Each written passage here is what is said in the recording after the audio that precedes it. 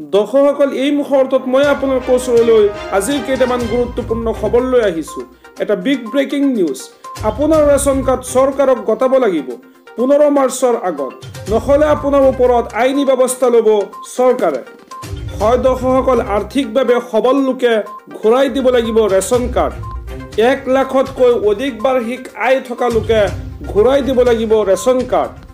চৰকাৰী চাকৰিয়াল পেঞ্চনাৰলৈ জিলা প্ৰশাসনৰ কাৰ্যালয়ত ৰেচন কাৰ্ড জমা দিবলৈ আহ্বান কৰিছে। 15 মাৰ্চৰ পূৰ্বে ৰেচন কাৰ্ড উভতাই নিদিলে সন্মুখীন হ'ব লাগিব আইনী ব্যৱস্থাৰ।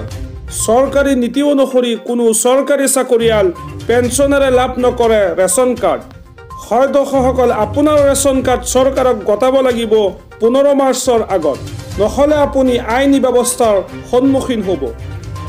আজি আমাৰ পৰৱৰ্তী খবৰটি আমাৰ সকলোৰে বাবে এটা গুৰুত্বপূৰ্ণ খবৰ। এটা বিগ ব্ৰেকিং নিউজ। ইউক্ৰেইনৰ পৰা উদ্ধাৰ কৰিবলৈ মুখ্যমন্ত্ৰীক আহ্বান জনাইছে অসমৰ আসিফ আৰু খুৰছিদে।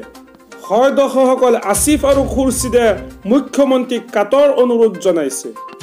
দুয়োজনে কৈছে, মোক আৰু মোৰ বন্ধুসকলক ইয়াৰ পৰা উদ্ধাৰ কৰক। আমাৰ বিশ্ববিদ্যালয়ত 15 জন অসমীয়া ছাত্ৰ ছাত্ৰী আবদ্ধ হৈ আছে। আমি সকলোৱে ভয়ত আছো। আমাৰ সন্মুখতে মৃত্যু হৈ আছে শ শ লোক। মুখ্যমন্ত্ৰীক আহ্বান কৰিছে, আপুনি যাতে আমাক ইয়াৰ পৰা উদ্ধাৰ কৰে। ইউক্ৰেইনৰ জাপোৰোজিয়াত আবদ্ধ হৈ আছে অসমীয়া লোকসকল। আজি ৰাতিৰ ভিতৰত ৰাছিয়ান সেনা সোমাব পাৰে আমি থকা ঠাই জাপোৰোজিয়াত। ইয়াৰ পৰিস্থিতি ভাল নহয়। বজাৰত খাদ্য সামগ্ৰী সকলো নাইকিয়া হৈছে। আমাৰ হাতত পইচাও নাই। এনেদৰে মুখ্যমন্ত্ৰীক কাটৰ অনুৰোধ কৰিছে ইউক্ৰেইনত থকা অসমীয়া যুৱক যুৱতীয়ে। আজি আমাৰ একেবাৰে শেষৰ খবৰটি আমাৰ সকলোৰে বাবে এটা গুৰুত্বপূৰ্ণ খবৰ। এটা বিগ ব্ৰেকিং নিউজ। জিঅ'ৰ গ্ৰাহকৰ বাবে ভাল খবৰ। নতুন ৰিচাৰ্জ প্লেন মুকলি কৰিলে জিঅ'ই লাভ কৰিব কেইবাটাও সুবিধা।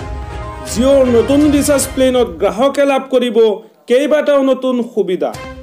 আনলিমিটেড ডাটা, ফোন কৰাৰ সুবিধা লাভ কৰাৰ উপৰিও আছে নতুন সুবিধা। হয় দৰ্শকসকল, এবছৰৰ বাবে লাভ কৰিব ডিজনি প্লাছ হটষ্টাৰৰ ছাবস্ক্ৰিপশ্যন। প্ৰতিদিনেই লাভ কৰিব 2 GB ডাটা। আনলিমিটেড কলৰ সুবিধা লাভ কৰিব গ্ৰাহকে।